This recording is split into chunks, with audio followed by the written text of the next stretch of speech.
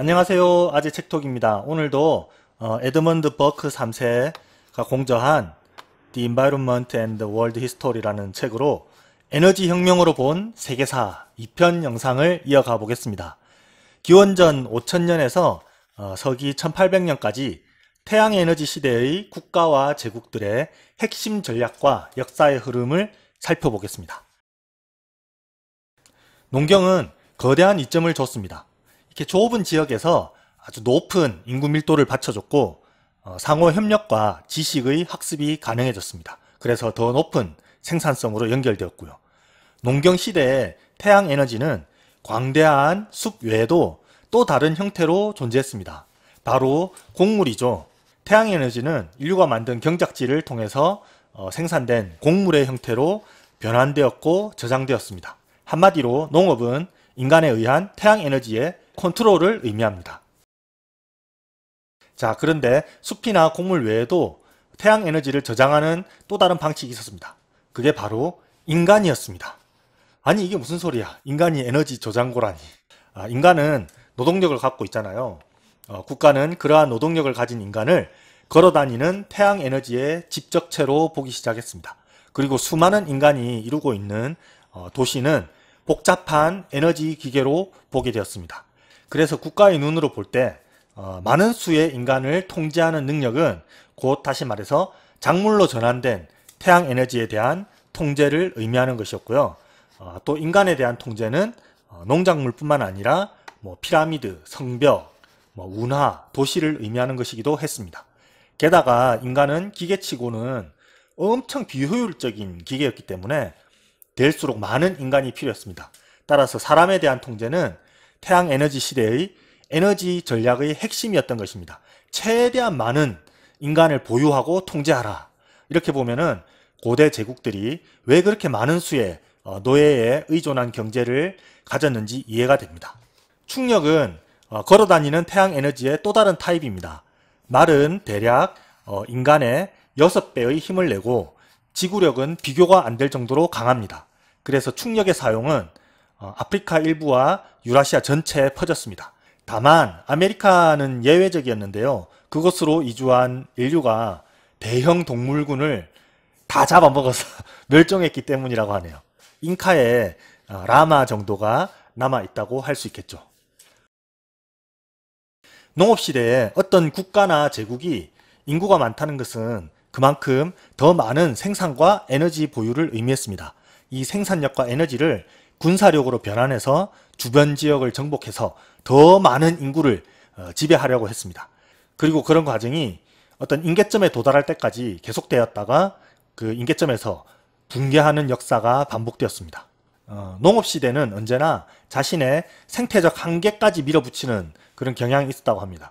이 시기의 문명은 인구 증가, 기술 발전, 경제 확장, 국가 행정 등을 통해서 생태적 한계까지 성장할 수 있었지만 그럼에도 불구하고 기본적으로는 기아, 질병, 전쟁 등으로 급격히 붕괴하는 경향이 있었습니다.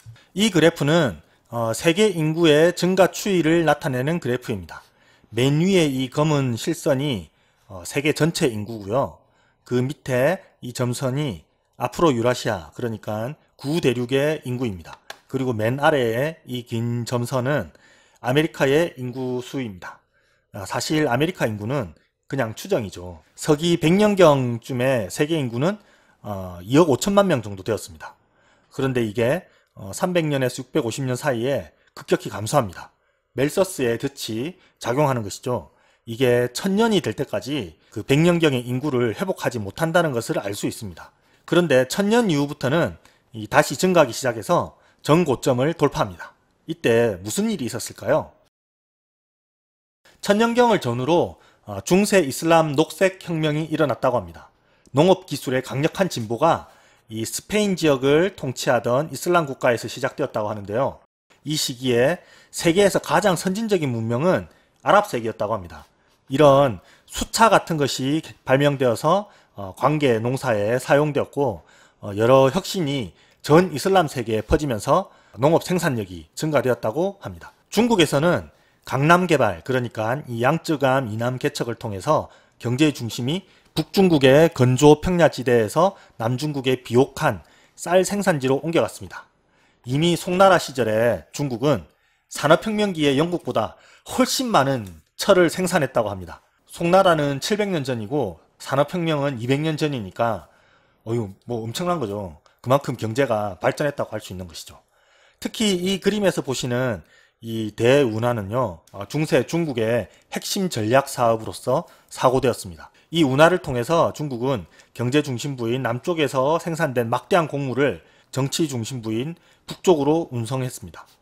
크게 보면은 북중국이 이 남중국을 빨아먹고 산 거죠. 북중국을 이민족이 지배할 때도 그렇고, 뭐 한족이 이 중국을 다 통일했을 때도 그렇고 대동소이합니다.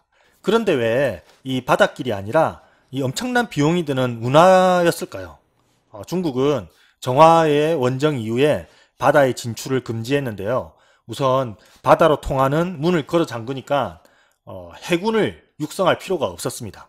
그리고 바다로 진출하지 않는 노선은 자영농 중심의 어떤 중국적인 세계관, 중국적 이상향에 맞았다고 할 수 있고요. 또 운하를 통해서 병력을 신속하게 이동할 수 있으니까 남중국의 엘리트들의 발호를 억제할 수 있었다고 합니다. 이 운하가 당시에는 굉장히 효율적이고 훌륭한 것이었지만 장기적으로 보면 바다로 진출하지 않고 그래서 바다를 서양에 내줘버리게 되는 결국 이제 중국에게 독이 된 것이라고 할 수 있겠습니다. 유럽에서는 여러 마리의 소가 끄는 이 바퀴 달린 거대한 쟁기가 발명되어서 농업 생산성이 비약적으로 증가했습니다. 북유럽의 거친 토양을 깊게 이렇게 갈아 엎으려면은 인간의 힘으로는 택도 없었어요. 그런데 이 쟁기를 이용하면은 그게 가능해졌던 것입니다. 이 무겁고 거대한 쟁기는 최대 황소 8마리가 끌었다고 하는데요. 나중에는 이 황소가 말로 대체됩니다. 이 말에 씌우는 굴레가 개량되면서 농사에 말이 본격적으로 사용되었는데요. 왜 말이 소로 대체되었냐 하면요. 말은 소와 힘은 비슷한데 경작 속도가 훨씬 빨랐습니다. 그러니까 당연히 생산성이 높아졌죠. 이전에 사용되었던 굴레는 말의 목에 있는 이 동맥을 눌러서 말이 기량을 제대로 발휘하기가 어려웠었는데 그게 해결되면서 말의 사용이 보편화되었다고 하네요. 이런 식으로 진보가 꼬리에 꼬리를 물면서 계속되었습니다. 또 서유럽 세력이 동유럽으로 팽창하면서 이 동유럽의 평원이 개척되었습니다. 그리고 인도에서는 이 겐지즈강 삼각주가 쌀 생산지로 개발되어서 경제의 중심이 인더스강에서 벵골만 연안으로 옮겨졌다고 합니다. 이렇게 바야흐로 세계가 부활하고 있었습니다. 서기 천년경에서부터 시작된 생산성의 증가의 물결이 이후 몇백 년간 이어지면서 세계 인구는 약 4억 5천만 명에 달하면서 초기 농업시대에 절정을 이루었습니다. 하지만 이 몽골 제국이 온 유라시아를 휩쓸면서 막 파괴 행위를 벌이고 쑥대밭을 만들어가지고 인구가 많이 감소했습니다. 그리고 또 흑사병이 퍼져가지고 인구가 또 이렇게 꼬라박게 됐습니다. 그러다가 또 1400년경부터 다시 인류는 상승 기류를 타게 됩니다. 이제는 글로벌화의 시대, 얼리 모던이 시작됩니다. 서기 1400년에서 1800년경까지 인류는 또 새로운 단계로 진입합니다. 바로 대포와 범선의 시대, 대항해와 지리상의 발견, 해양제국의 시대가 시작된 것이죠. 이 시대의 키워드는 정복과 무역입니다. 이 당시에 에너지 사용에 두 가지 혁신이 일어났는데요. 하나는 풍력의 이용이고 다른 하나는 화약의 사용입니다. 항해에서 범선이 사용되면서 노를 젓던 인간의 힘을 바람의 힘으로 대체했습니다. 그리고 대포가 전투에서 사용되면서 파괴력을 주로 인간과 말의 그 근육의 힘에 의존했던 것을 화약의 폭발력으로 대체했습니다. 그러나 근본적으로는 이 시대도 태양 에너지에 기초한 문명이라는 점은 과거와 변함이 없었습니다. 구세계에서 세계 인구는 9억 5천만 명으로 증가했습니다. 반면에 신세계에서 인구 손실은 재앙적이었습니다. 유럽인들의 학살과 전염병으로 아메리카 원주민 수가 10분의 1토막이 났습니다. 새로운 농업제국이 유라시아와 신대륙을 가로질러서 발흥했습니다. 이 연두색이 스페인 제국이고요.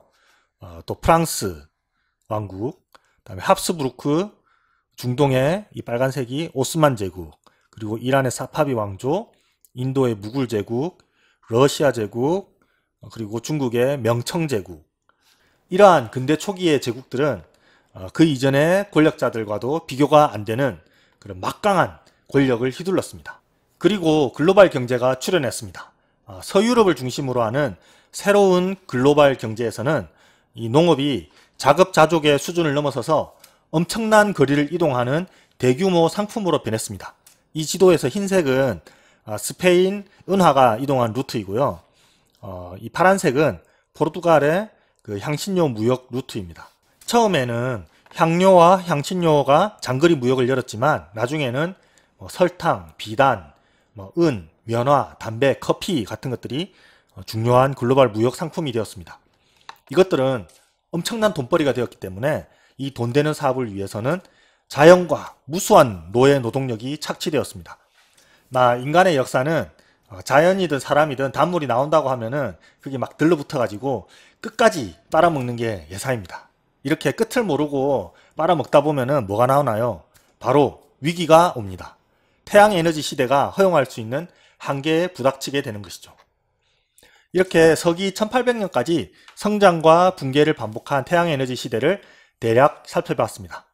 다음 영상에서도 이 책으로 1800년 이후에 에너지 위기에 봉착한 인류가 화석연료로 어떻게 멜서스의 저주를 극복했는지 살펴보겠습니다. 다음 영상도 재밌으니까 꼭 봐주세요. 감사합니다. 아재 책톡이었습니다.